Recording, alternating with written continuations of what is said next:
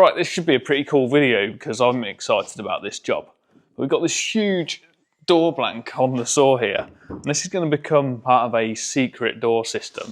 And I decided to use this, which is a completely solid flame break door, to make up a core base that I can build these secret doors from.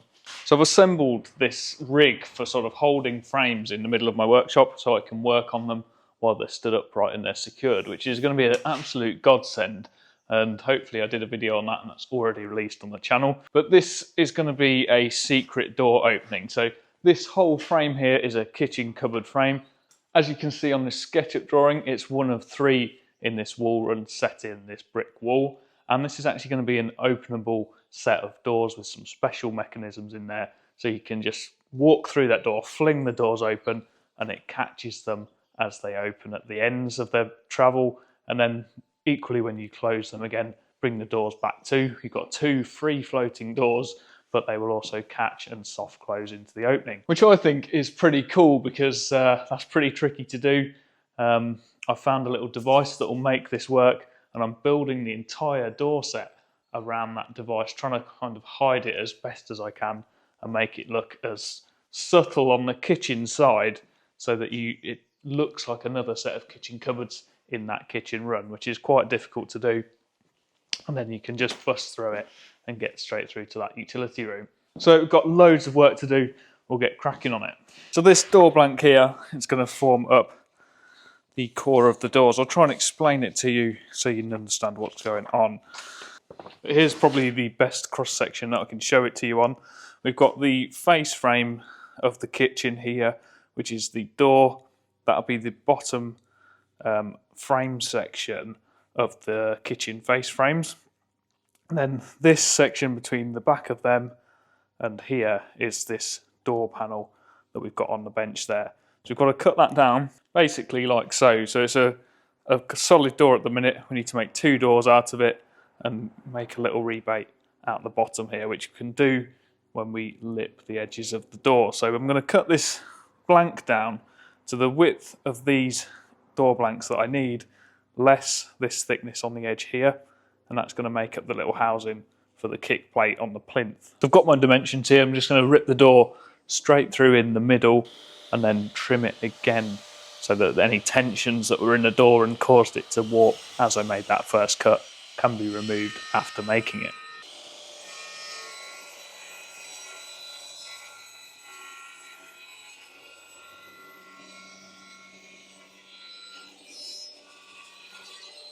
I'm expecting a little bit of burning, even though the saw blade on this saw is a brand new one.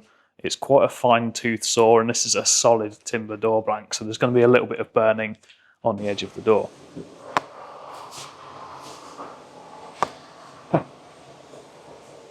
I was wrong. It's not burnt it at all, look.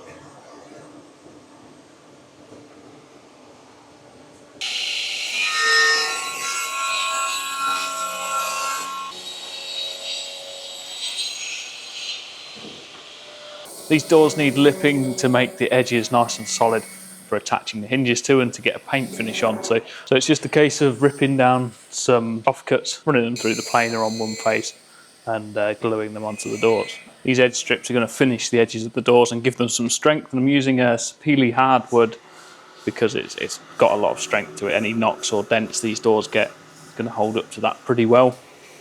It's also the surface that the hinges will be chopped into.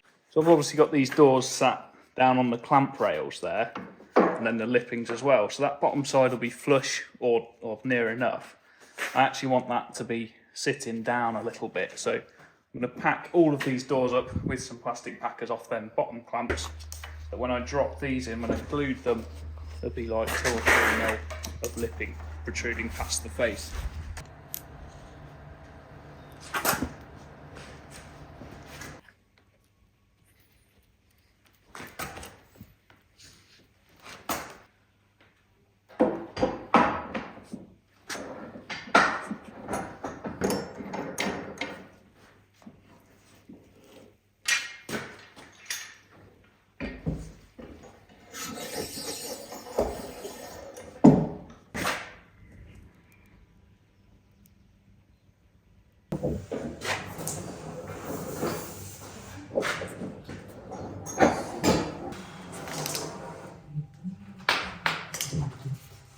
I used to use all sorts of methods for cleaning these lippings off, but by far the easiest way is just to have either a lipping planer. You can get proper lipping planing machines, or just flush up a piece of plywood with the bottom of a protruding cutter. Make sure it's not touching the surface, and then you can fine tune that by adjusting the depth stop of the router.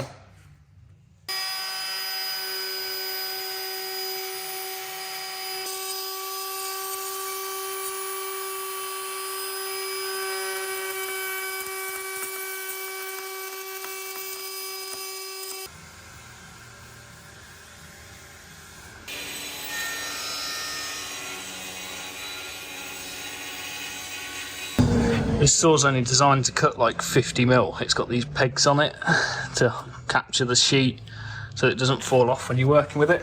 I had to take them off the middle of the saw there, and on the end I cut it down, but I've left that one in place. And the door doesn't fit on, so I've got to pre-cut it down here. It's such a beast. Pre-cut it and then trim it to the exact length when it'll fit on the saw.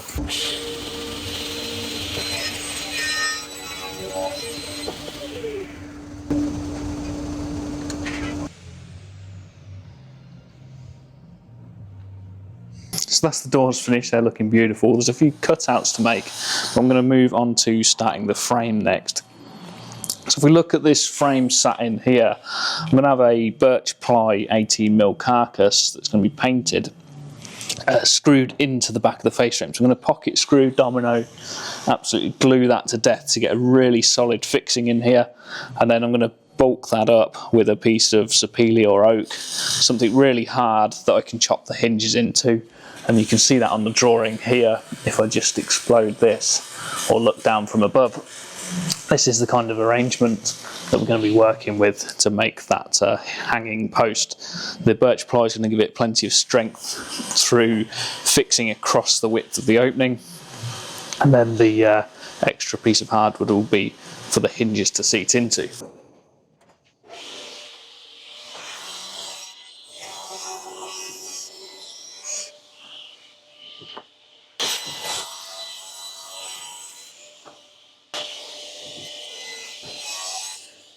We'll quickly get them pieces joined together to make that carcass up.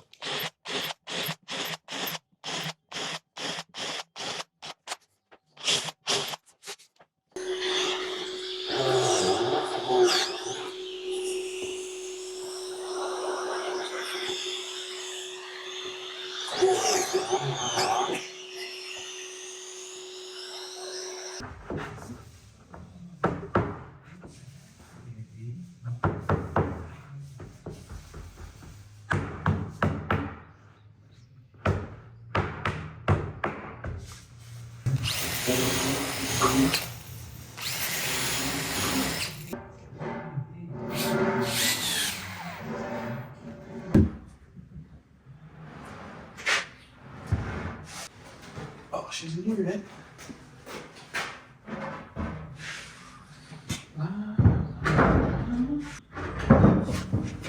Yes.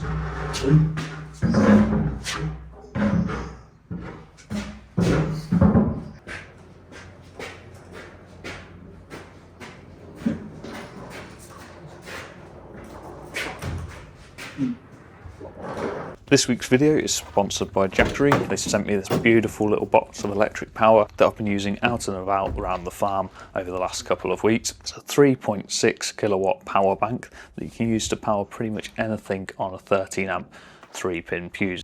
And I thought a real good test for this would be to take it out down the field and do some welding with it. There's been a spate of gate thefts in the area locally, and I'm just trying to make sure that all the gates around the farm are nice and secure. They can't be easily removed by just unthreading the bolts or lifting the gates off the hooks. The Jackery has come in handy so that we can use our workshop welder and not have to buy any specialist equipment.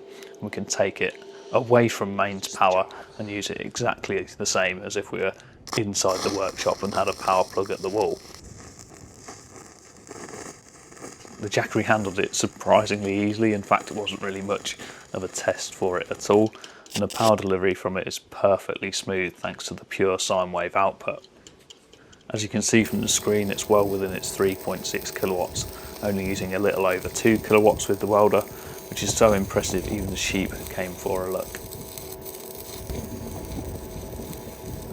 As you can see, that's secured the gates so they can't be quickly lifted off and stolen. And that's the Jackery in the middle of the countryside powering a standard welder that has the upper limit of a normal 13 amp plug. Oh, and I couldn't take the van out in the field without having a little bit of fun as well. There we go, that is the Jackery Explorer 3000, a really versatile power bank with plenty of capacity that will help you out whether you're out and about around the countryside or end up with a power cut and need some backup power at the home or your workshop. I just wanted to touch on one little point which has been a sticking point for me with cordless working. I've got the cordless Festal setup, so like the chop saw, all the cordless power tools, and then the cordless extractor, which has come out fairly recently. Almost as good as the corded version. When you've been used to working with the corded one, it's not quite as powerful, and the longevity of the batteries is really an issue with a really big battery pack in there from Festal. So the runtime of it is 10 minutes. 10 minutes just isn't long enough. And I've always found it a bit disappointing in runtime. Whereas if you use the Jackery in an off-grid setup with a mains corded vacuum, when this is running flat out, you can see it's using just over 1 kilowatt of power, which turns out to be around 3 hours of actual battery life. So physical runtime, the equivalent runtime in that of 3 hours, you're probably looking at sort of 15 to 18 battery changes, and there's 2 of them in there. So that's going to cost a fair packet in terms of monetary investment than the Jackery is going to set you back if you find yourself in that situation where you're working away from power.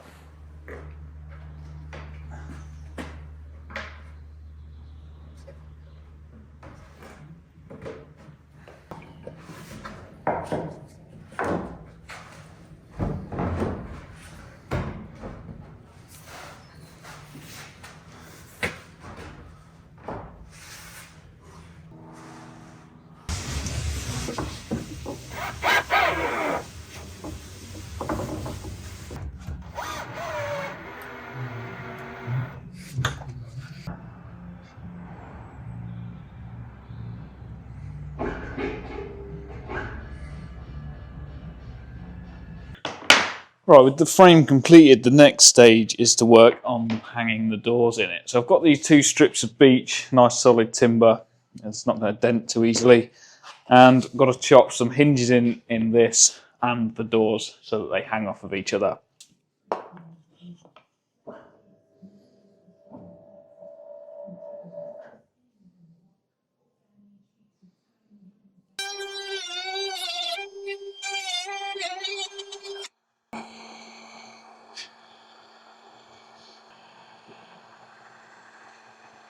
Right, so I've got a very specific offset from the top of this door blank to these frame pieces.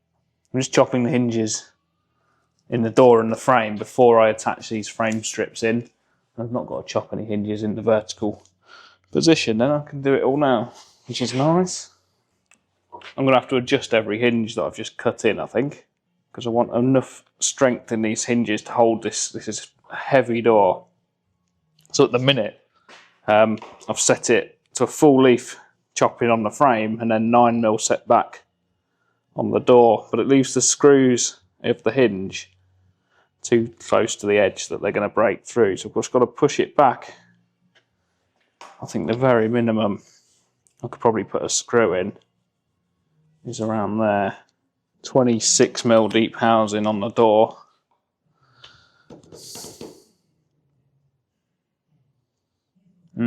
Have a think about that. Make sure that's clean. I can get that screwed in there. Just put a couple of little 3.5mm screw holes in on the hinge sockets.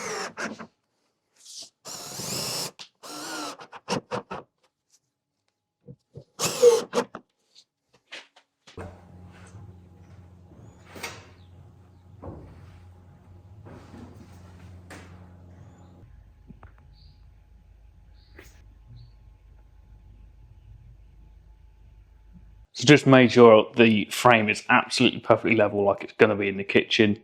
Now I'm just going to inspect the doors and make any minor adjustments before I clad them with the finish kitchen doors and then the finish that's going on the other side of them. So I'm just looking at gaps on the hinges here, measuring the centre gap.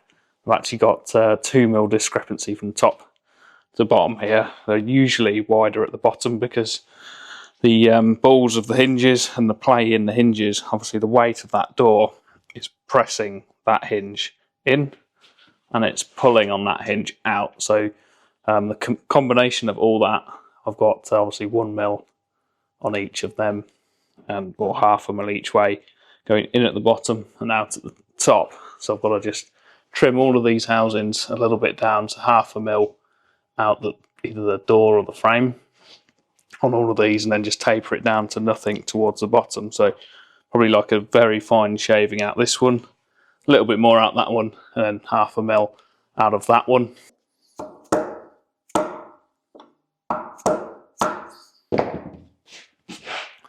So I want 1/2mm off this one. So I'm just going to eyeball that down the front. Just with a very sharp chisel, just do a little nib all the way along. You could knife this if you wanted to and the door was flat. So I've got a little guide line along the front there for me 1/2mm of removal. And I can just take that back. I don't need to chop in, it's such a small amount. I can just keep paring that back across the grain.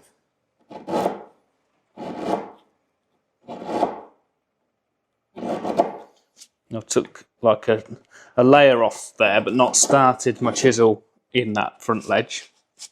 And then I'm keeping my chisel so it slides perfectly parallel across that door into that ledge. And I'm just going to take that back evenly as I possibly can.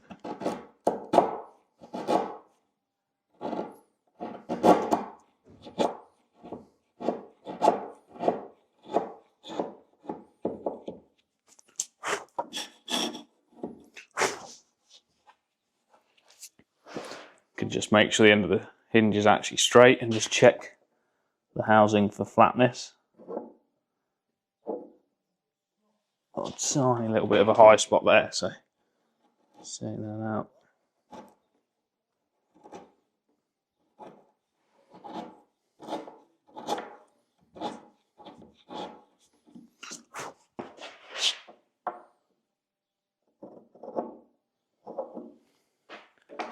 Beautiful. Right, so the next exciting chapter is cutting out for the mechanism that's going to soft close these doors. So I've got a load of measurements on my drawing here. I've got to cut them out on here. There's no working out to do in the workshop. I've already done it all on the computer, so fingers crossed that works out.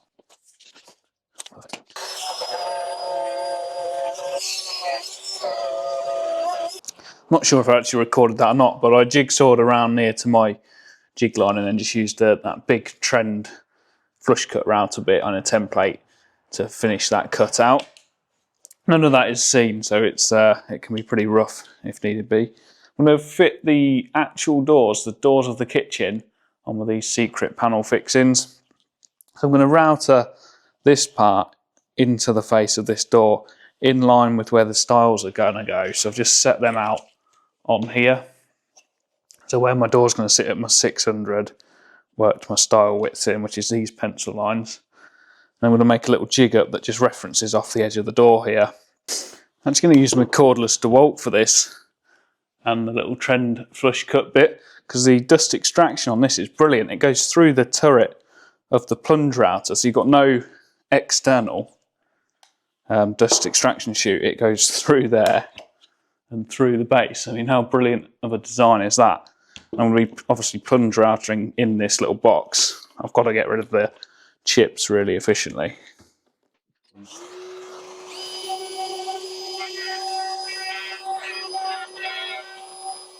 That zero dust routering. Oh, it's beautiful.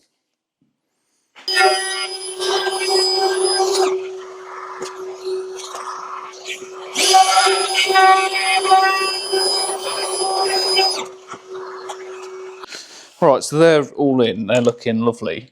I've kept them quite tight in the housing because I wanted them to relocate really easily. I think I'm going to have to pack quite a few of these depending on how these doors sit, and there's a little bit of a bow in them. I want my kitchen doors to be absolutely perfect as they meet together.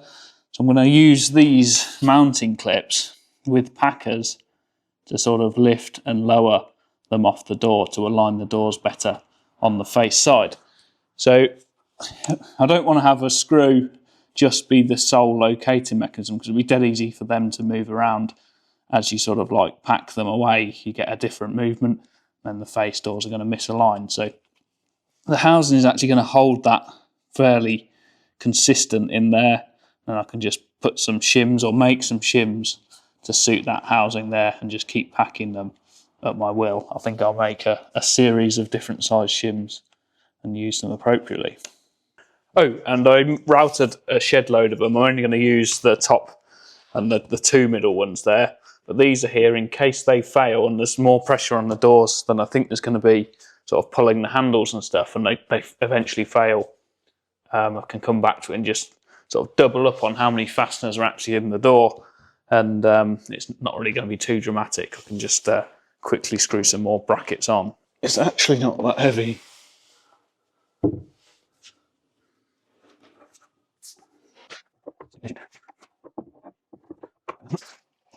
One of them lines up, we can get that screw in.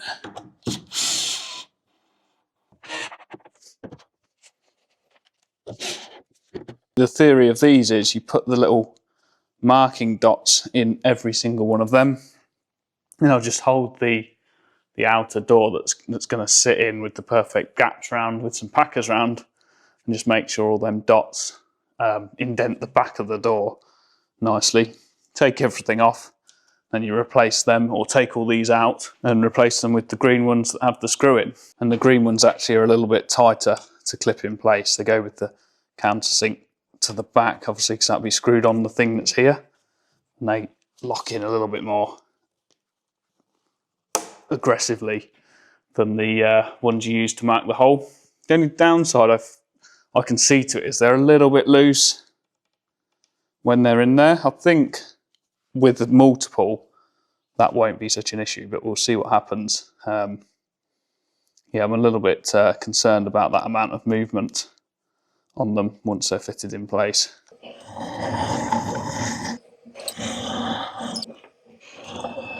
Just sneaked into George's workshop and made up these plates with a countersunk hole. I'm going to screw that on the back of the doors, and then I've mounted the little mechanism on here so I can reverse mount one of them on the doors. So that's the little closing damper right there. That engages into that hook, causes it to go upwards, pulls the door in nice and slowly. It's a beautiful bit of kit. So I'm just going to mount this in the frame and then screw that to the door, and we can test fire it. Right, not around there. I've made a whoopsie. So that wants to move down. It should have been 27, not 18. Right.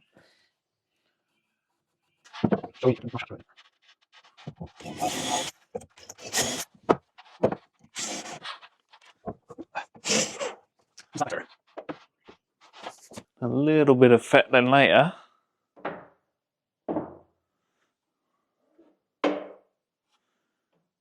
Right, so we go. I've got that working.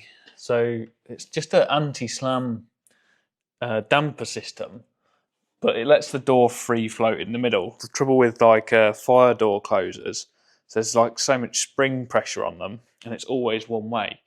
There's either like a hold open, then a force all the way closed, and it just wasn't going to be right for this set of doors. So I've got one of these to mount this way as well on the face door that will work as the door's shut.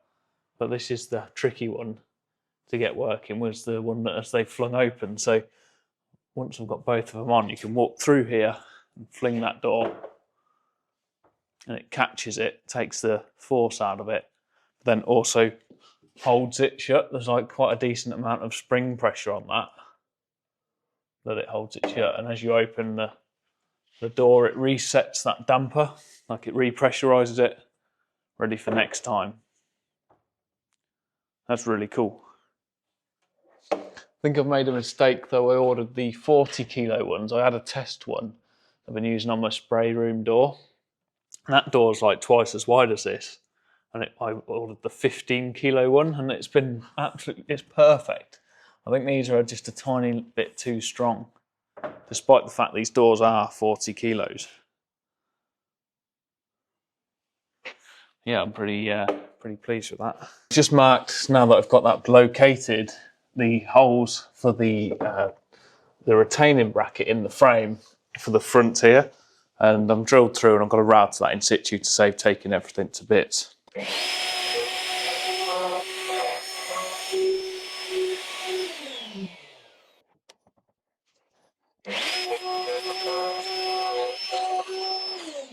Time to mark the finished doors and get them on this mounting system. I've never actually used this before, so it could be quite interesting how this turns out. It might be a complete disaster. Probably the worst bit of this job is going to be dealing with these pre-finished doors. I was waiting on a few decisions, and things I could do while I was waiting for that was to make and finish the doors before everything else was ready. So I've got a really delicate paint product here. So I've got to be super careful around this finished paint whilst trying to align these doors and use them marker dots to get the position of where the screws are going to go in the back of this thing.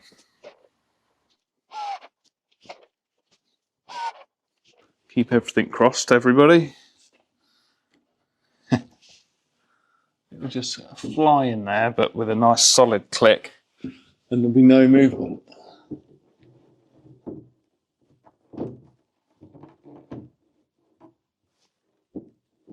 There we go. Somewhere there, isn't it?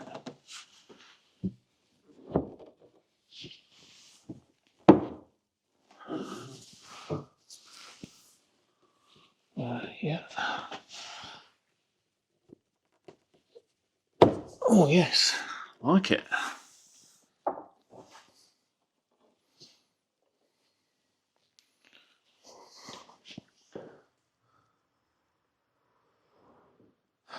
Oh my God. That's perfect. Absolutely. I thought that would rattle, but that is not rattling. That is perfect.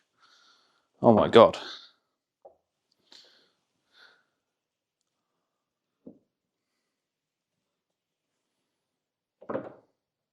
It's sat back a little bit far here, but I've got to trim them frame pieces down a little bit. It's got to go 4mm further out, so I'm just going to, when I've got them out to paint them, take 4mm off the back edge so it brings everything forward so it flushes up. Yeah, look at that. That is beautiful. Absolutely beautiful. You can see I worked out all my radiuses here, so as it opens, there's enough clearance to that door, plenty of clearance. Just mulling over some technical details on the bottom here. I had planned to router out from this hardwood here up to the bottom of this frame section and across, and that would be my setback plinth. So from the face here, there's 50mm before there's then a piece of blue plinth material, which when the doors open, you'd see this as a nice straight edge down here, and then there'd obviously be a setback to the plinth. But what I'm thinking of doing now is actually notching this all the way through and just flying the plinth right through to the outside edge of this door, and just adding a piece of timber on here. So as you, like visually, as you look at this from here inside the kitchen, this section will look identical to all the others because they have the plinth screwed on the back here.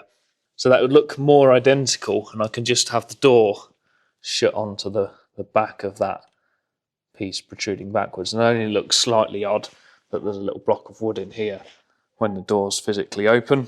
I've had these doors on and off plenty of times now, but I've got a little list of things I can do. And then right at the end, that's what I'm looking forward to celebrating when it's done.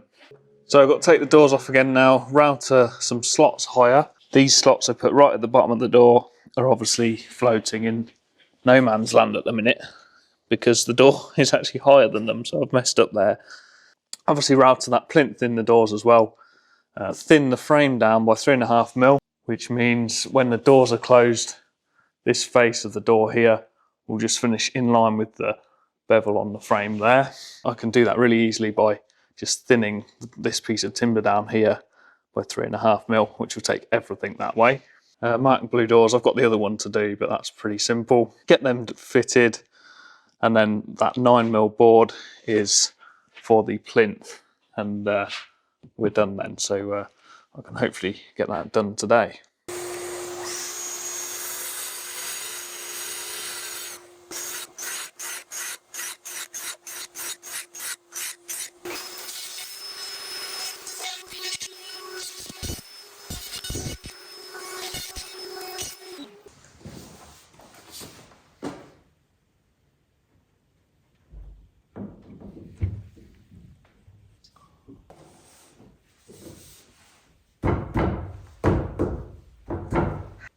Click. Come on, baby.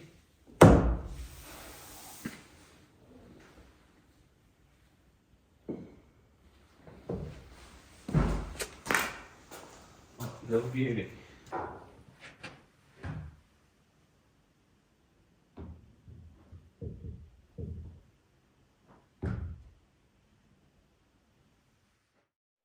On the video, it probably seems like instantaneous from the last clip, but it's been about 3 weeks since I last worked on these doors, with going away on holiday and a bit of farm work and stuff as well. So it's good to finally get back on these and actually do some work. I've got all the dampers in place now, so they've got a damper both opening and closing on both sides of the doors at the same time. So they're working really well. I'm so happy with how that system actually works. There's a little bit of a clearance issue in the centre I need to sort out, but look, they do both work,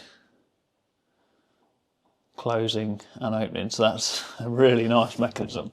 And you can really sort of push on these things and it just doesn't slam. It is absolutely perfect. So I'll just close them up and then show you what we've got left to do. So obviously I've got a leading edge to take off the back of these. It's a shame they're painted, but I'm going to take off of this left-hand door sort of the back edge off so that the right-hand door can come into it, and the same on the right-hand door. So both of them need that back leading edge removing. So I've got to do that in due course. But down here, I'm going to add a face plinth on this section, and then a little block in here so that this looks like all the other cabinets, with a piece going back to the face plinth.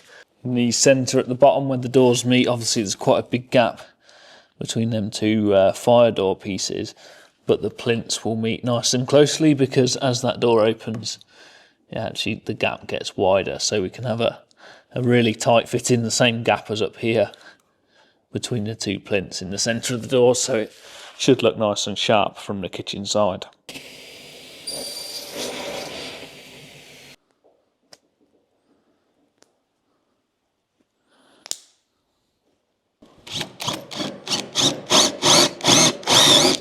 These button fixes.